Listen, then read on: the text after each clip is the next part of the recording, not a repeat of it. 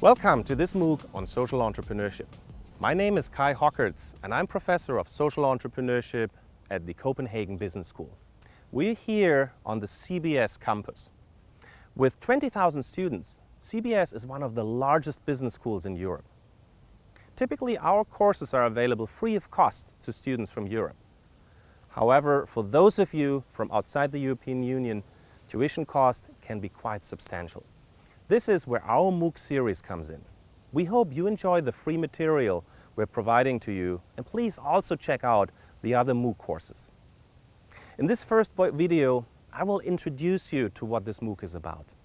Over the last 5 years, together with my colleagues at CBS, we have taught each year 3 electives on social entrepreneurship. Students in this so-called minor in social entrepreneurship have received an introduction to social entrepreneurship.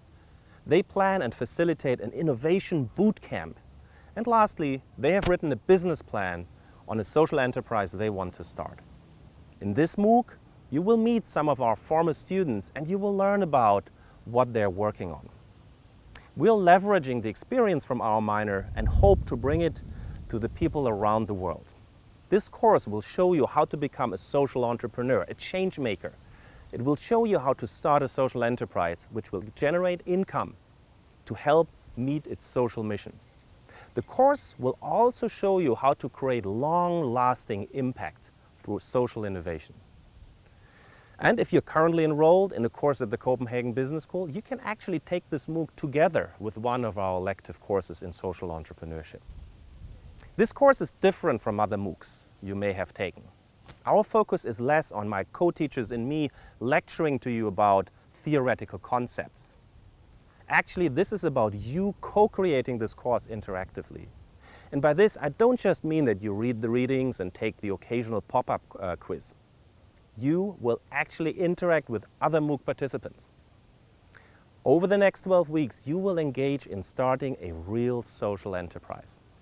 You will identify an opportunity. You will develop a business model. And you will write a business plan that provides answers to the questions such as, who is going to finance your startup?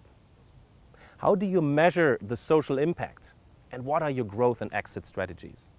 At the end, you will submit your business plan and we will provide startup funding to help the best groups launch their social enterprise. Now, I can imagine some of you saying, hey, that's not what I've signed up for. Fair enough. Well, technically you did sign up for this course, otherwise you wouldn't be here watching this video. But when signing up, your expectations might have been different. Perhaps you thought you would sit back, watch some videos, do some readings, and possibly, just possibly take a final test. Now, you can do this. However, that is not what this course is meant to accomplish. And I don't think that deep in your heart, this is why you're taking this MOOC.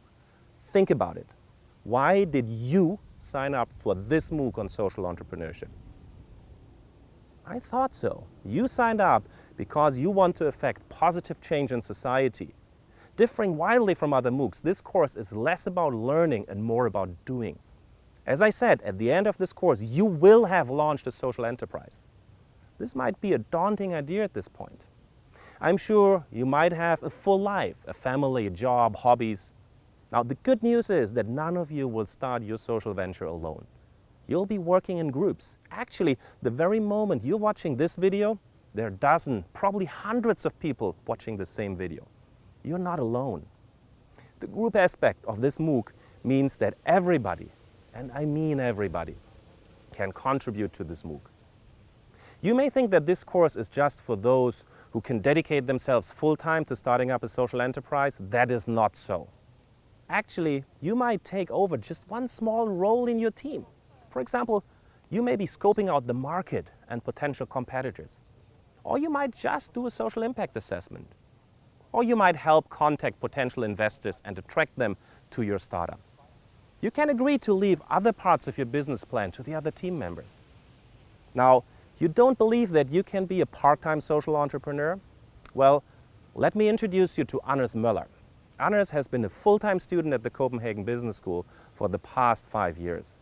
In 2010, during his Bachelor in Business Administration and Philosophy, Anders launched Bangura Bags, a fair trade social enterprise raising income for the Masanga Jungle Hospital in Sierra Leone.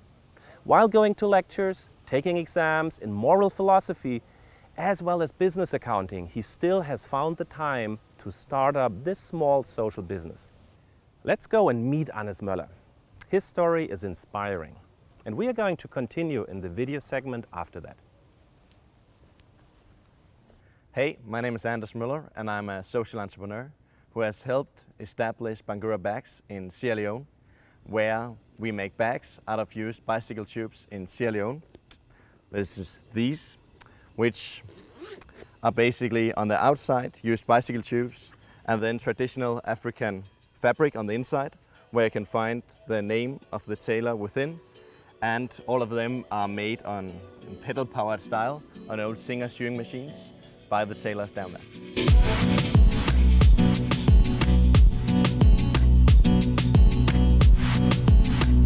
The purpose of Bangura Bags is to create products that you can really believe in. So instead of having a fancy brand where I do not know who has made it or how it is made, we try to make it as transparent as possible with having the name of the tailor within, and also delivering the personal signs with the wavy stitching and their personal way of making it basically.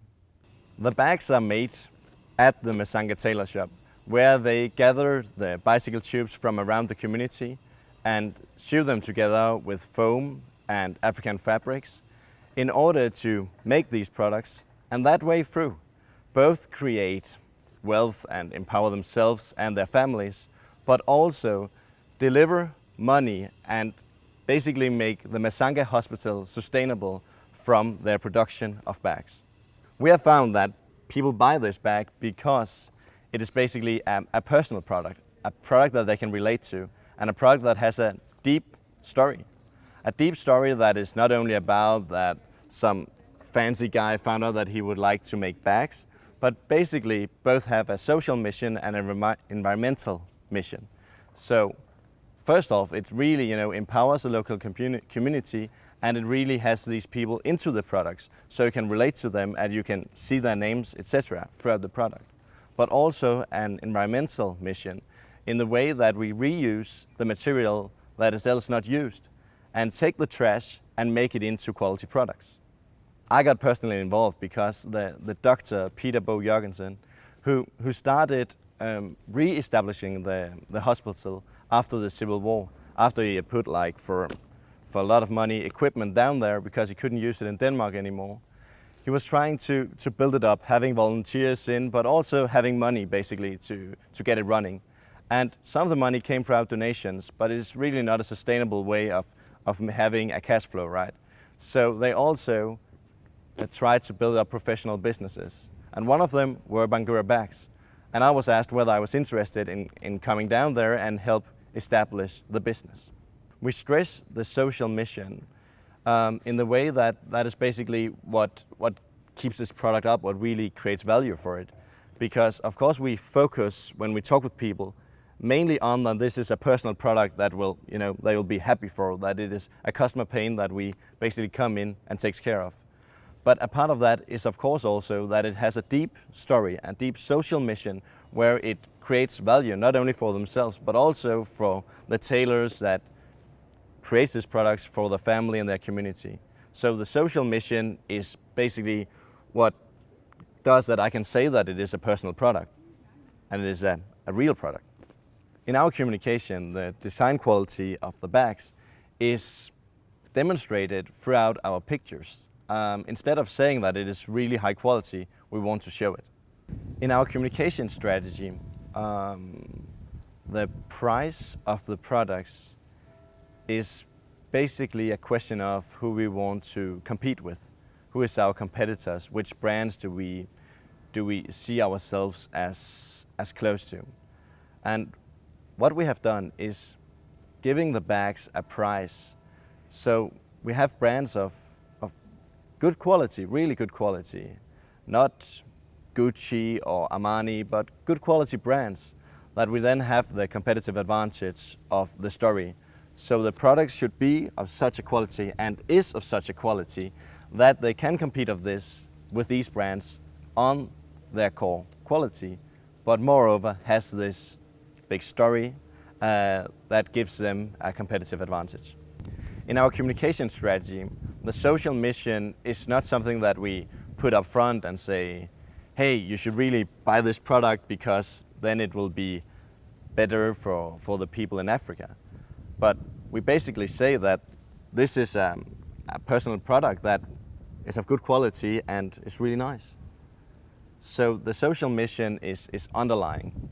That's what creates, that's why it is a real feel-good product, not just something that's sort of is okay, but a really solid product, a fair trade certified product that is good. But the social mission is not something that we put up there, but it's something that people find out when they go deep into the product.